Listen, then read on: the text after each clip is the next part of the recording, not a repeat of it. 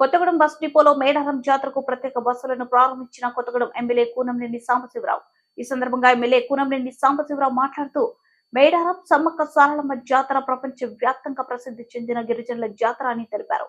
ప్రభుత్వం 2 ఏళ్లకి వచ్చే గిరిజన మహా జాతర అయిన సమ్మక్క సారక్క జాతరను పెద్ద ఎత్తున నిర్వహిస్తున్న నేపథ్యంలో కొత్తగూడెం పరిసర ప్రాంతాల నుండి మేడారం వెళ్లే భక్తులు సౌకర్యార్థం కొత్తగూడెం బస్ డిపో నుండి 140 ఆర్టీసీ బస్సులను ఏర్పాటు చేసినట్లు తెలిపారు.